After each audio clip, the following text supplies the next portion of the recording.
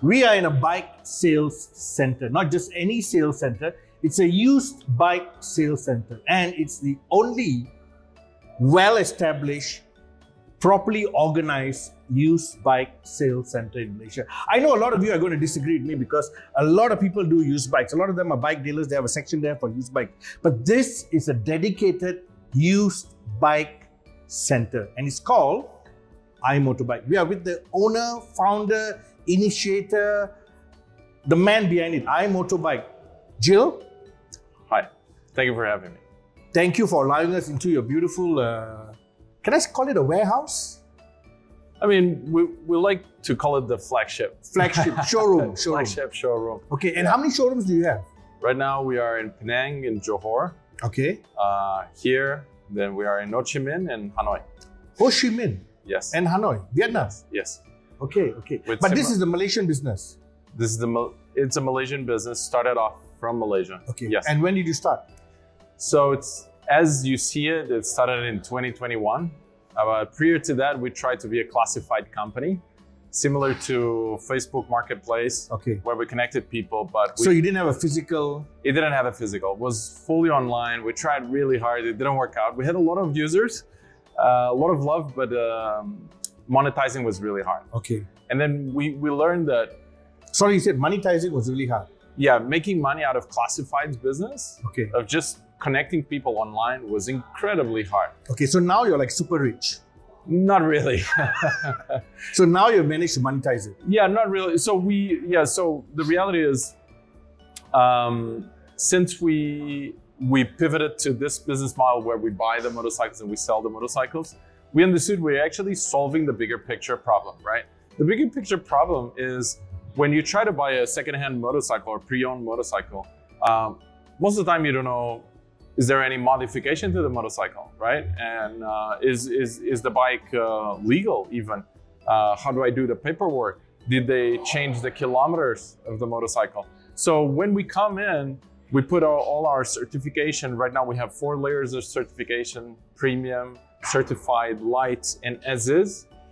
We put our mechanics going through it, our purchasers going through it. We want to assure that obviously with all the checks and balance that we have with JPJs and whatnot, we're giving a bike that is worry-free to any customer that is buying from us, right? So as you know, the household income in average Southeast Asia is not really high. Buying a motorcycle is a big effort for the family, and is a very important one. Is what takes people to go to work, to take their kids to school many times, and it's a big financial effort. A lot of people buy through financing, right? So they get loans of 5 to 9 years. So it's incredibly important that we make a good job, and that's what we're here for, to serve the Malaysians, and in this case also we're serving the Vietnamese and soon the Taiwanese, serve in the very best way possible, selling motorcycles as if we were selling the motorcycles to our uncle or to our grandmother or to our family members, right? Okay, so if I came in here to buy one of those low-priced bikes, can you get me a loan? Yes. If I qualified for a loan? If you qualify 100%. Okay. It's not going to be through us, it's going to be through our partners.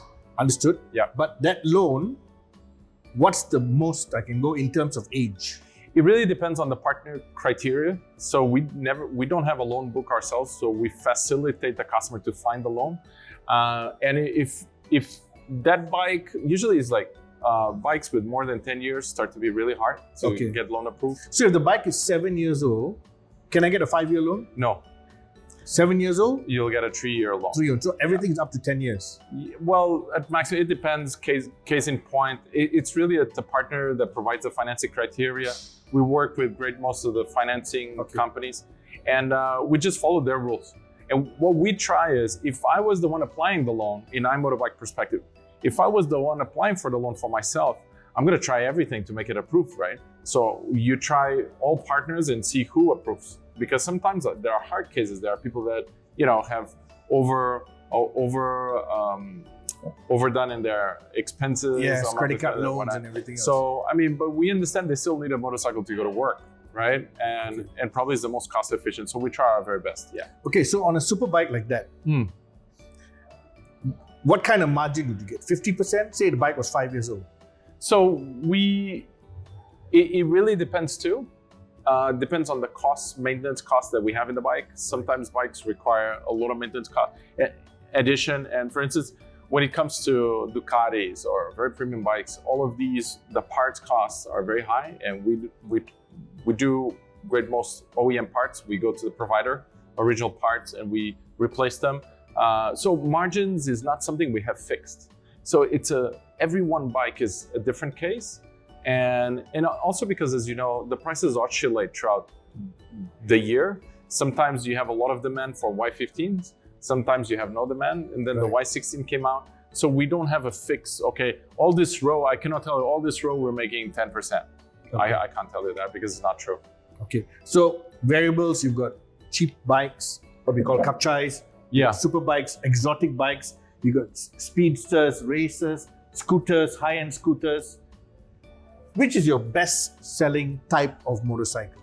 So we are a copy of what the market is. The market is about 75% to 80% 150cc. Then you have another kind of 15 to 20% that is the 250 to 500, right? There's loads of 250s now. There's the entry 500s that a lot of people are changing from B2 to B4, right? Right.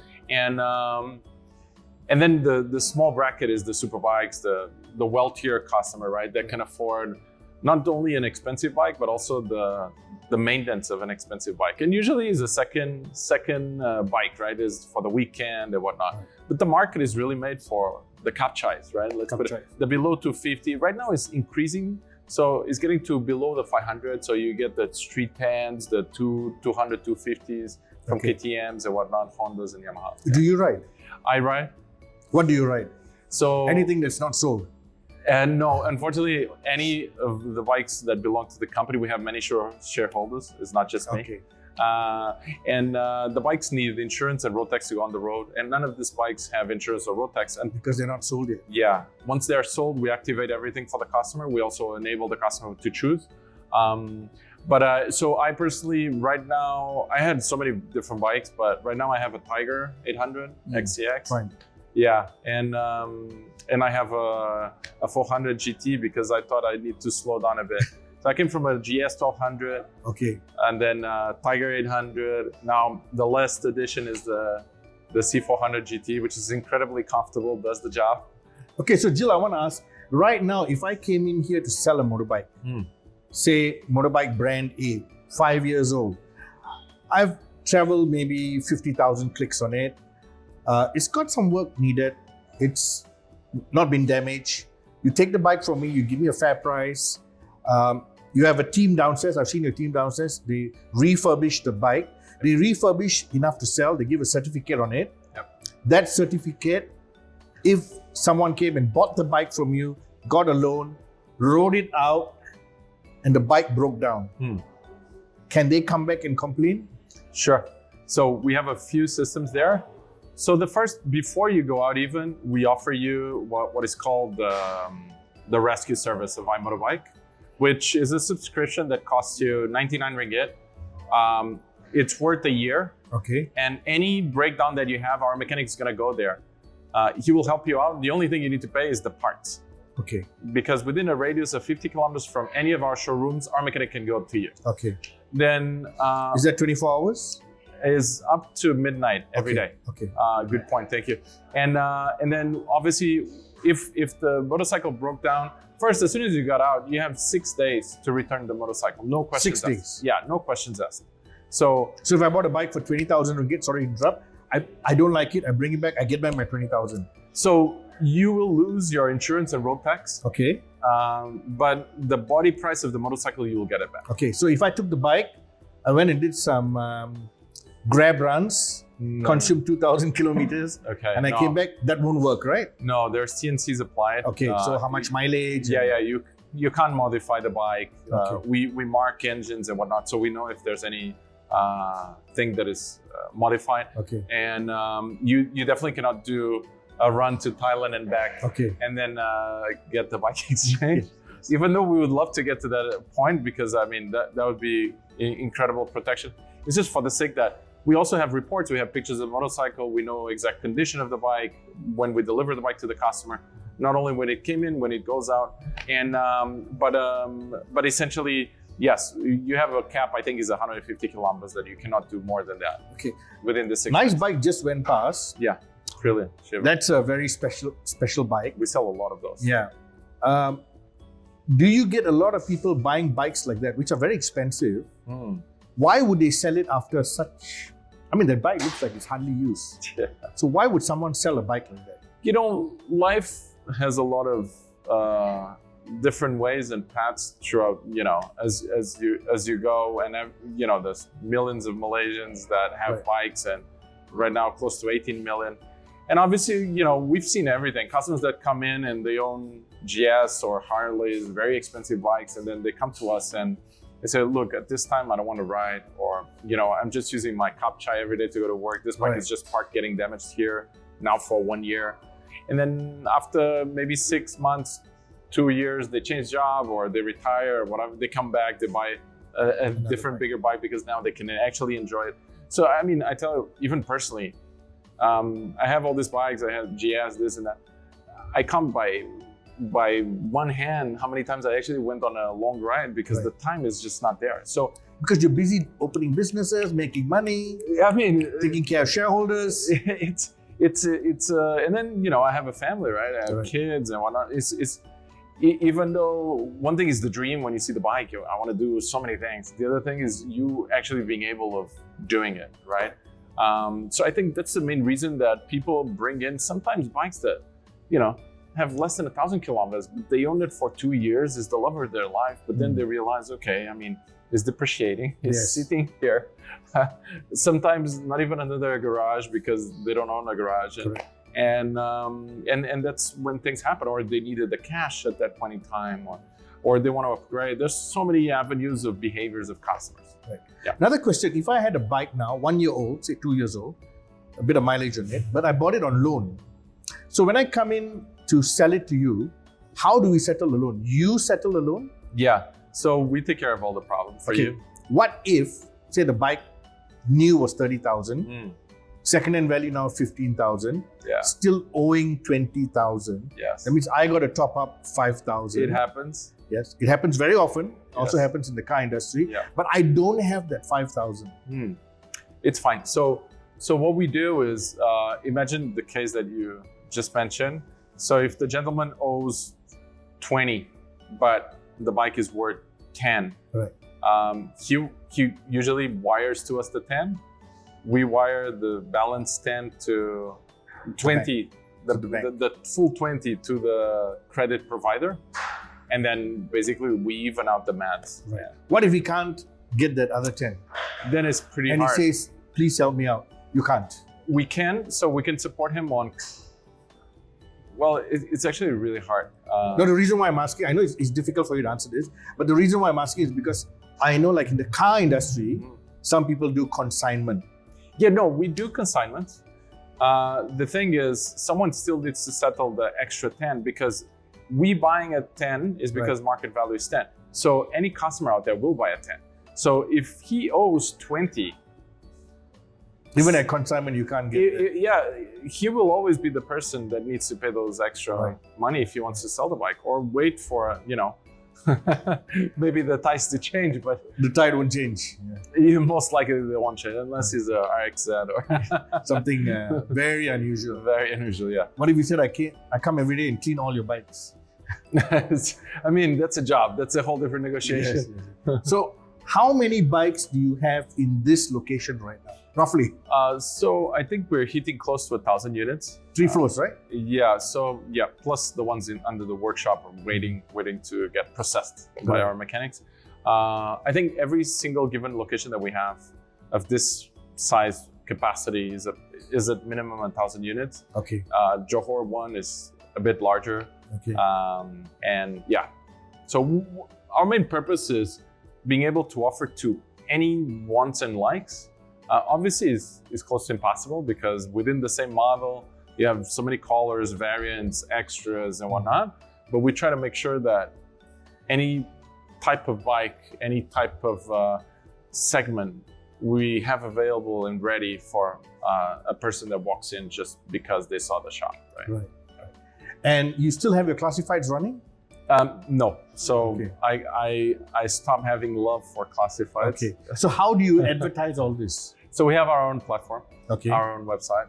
Classified means that we would allow everybody to come in. We don't have a classified. We only post the bikes that we have available and ready Okay. for sale ourselves. Okay. And if I go on that website, iMotorbike.com.my, Yeah. if I see a bike I like, how do I, okay, for example, say I live in Ipoh Yeah. and your nearest outlet is, say, I don't know, Penang or Yeah. One yeah, of both. either one. Yeah. Say the bike is in KL.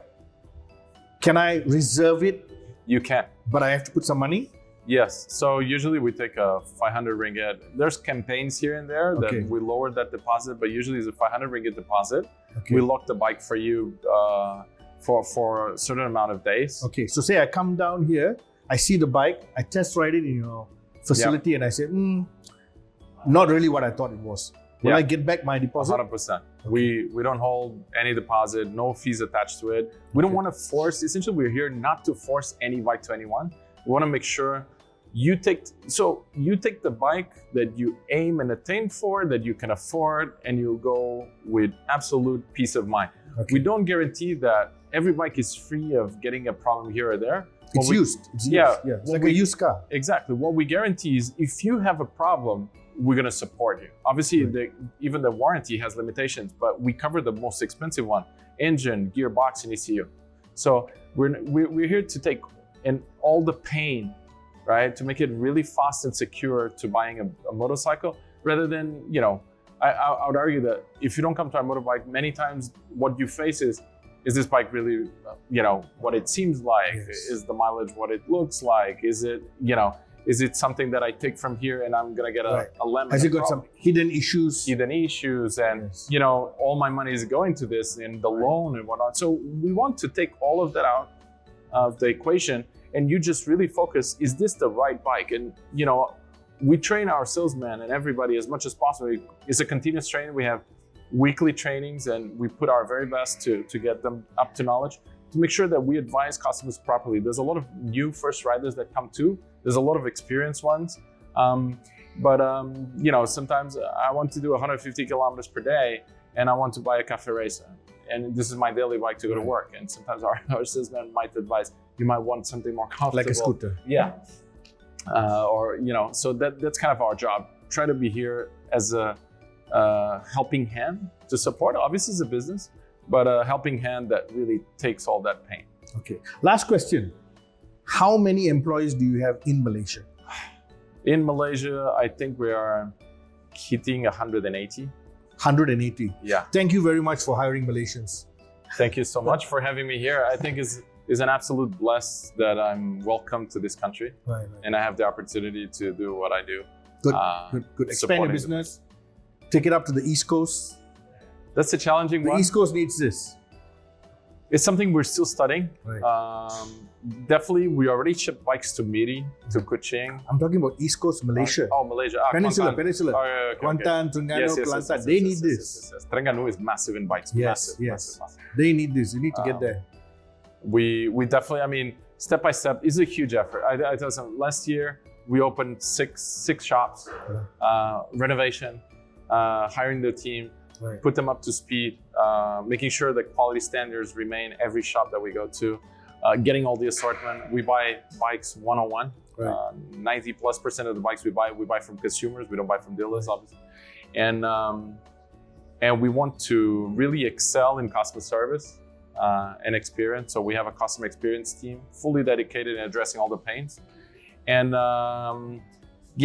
we just want to be everywhere. Like you said, we know the supply demand is huge. Correct. But to keep the quality standards, we gotta do step by step. Okay. Good. Thank you. Thank you for your time. Thank you so much. Thank you for coming. And good luck. Thank you.